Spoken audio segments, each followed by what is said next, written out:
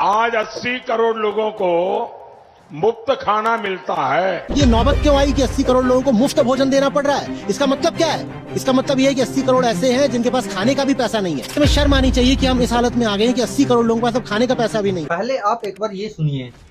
आज 80 करोड़ लोगों को मुफ्त खाना मिलता है, मुफ्त राशन मिलता है, तो वो आशीर्वाद देते हैं कि नहीं देते हैं?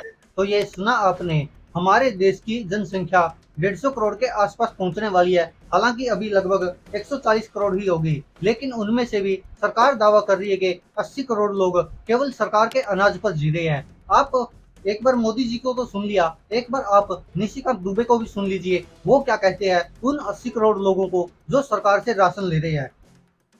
हमारे प्रधानमंत्री यदि 80 करोड़ गरीबों को फ्री का खाना दे रहे हैं, फ्री फंड का खाना दे रहे हैं, तो क्या हम बधाई के पात्र नहीं है? क्या हमको प्रधानमंत्री जी को बधाई नहीं देना चाहिए? तो सुन रहे आप, निशिकांत दुबे जो भाजपा के नेता है, वो कह रहे हैं कि अगर प्रधानमंत्री नरेंद्र मोदी 80 करोड़ लोगों को फ्री खाना दे रहे हैं, फ्री फंड का खाना दे रहे हैं, तो क्या प्रधानमंत्री नरेंद्र मोदी की तारीफ नहीं करनी चाहिए? तो आप समझ सकते हैं कि किस तरह से प्रधानमंत्री नरेंद्र मोदी को बढ़ा चढ़ा कर दिखाया जा रहा है। लेकिन आप सोचिए कि क्या आप वास्तव में ऐसा चाहते कि आप बेरोजगार रहे, सरकार के आश्रय पर जिए, आपको हर महीने खाने के लिए खाना दे दिया जाए, लेकिन आपके पास काम ना हो, आप बेरोजगार हो, आपका परिवार सरकार के आश्रय पर पले? क्या आप ऐसा चाहते हैं? लेकिन सरकार ने ऐसे हालात बना दिए हैं। लेकिन उसके बावजूद भी आपको हम एक वीडियो दिखाना चाहते हैं, जो है एक धार्मिक आदमी ही कह सकते हैं, गुरु तो वो अपने आप को मानते नहीं है, आचार्य प्रशांत। वो क्या कहते हैं इस बात को लेकर, जब सरकार दावे करती है कि हम 80 करोड़ लोगों का पेट भर रहे हैं, 80 करोड़ लोगों को फ्री फंड का खाना दे रहे हैं, तो सुनिए वो क्या कह रहे हैं।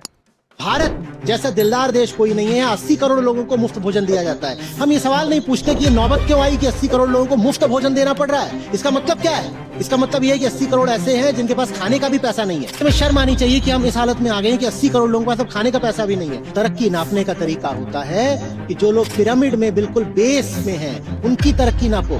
गांधी जी को लेकर के आप कितना भी विवाद कर लो, जो बातें जिसकी ऊंची हो उससे लेनी चाहिए। वो एक सूत्र दिया करते थे, बोले जो भी सबसे दुर्बल और दरिद्र और गरीब आदमी तुम जानते हो, तुम ये देख लेना कि तुम्हारे काम से डायरेक्टली या इनडायरेक्टली उसको कोई फायदा होगा कि नहीं होगा। कि गरीबों को क्या हुआ, अमीरों को तो जो मिला सो मिला, औसत आंकड़े बढ़े सो बढ़े, जो सबसे बॉटम 30% है उसका क्या हुआ?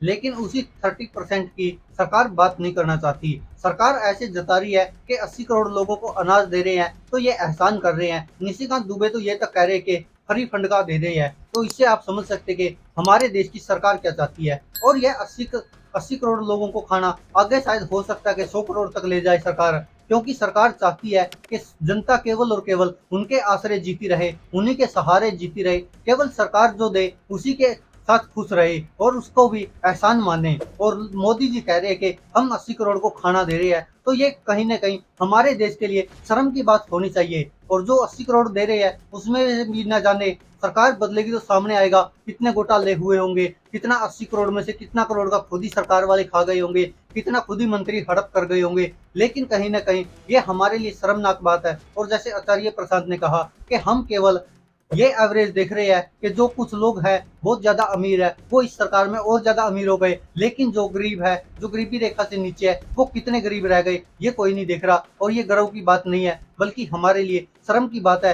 कि हमारे देश में 140 करोड़ में से 80 करोड़ लोग ऐसे हैं जो कमाकर खा भी नहीं सकते, बल्कि सरकार को उनका पेट भरना पड़ रहा है। तो इससे समझ सकते हैं हरियाणा में शायद इसीलिए सबसे ज्यादा बेरोजगारी है, इसीलिए हरियाणा पहले नंबर पर है बेरोजगारी में, जो कभी कोई सोच भी नहीं सकता कि ऐसा विकसित राज्य भी इतने बुरे हाल में आ जाएगा कि बेरोजगारी में पहले नंबर पर आ जाएगा। दोस्तों आप क्या कहते हैं इस पर अपनी राय कमेंट बॉक्स में जरूर दीजिएगा। धन्यवाद दोस्तों, देखते रहिए सच की आवाज।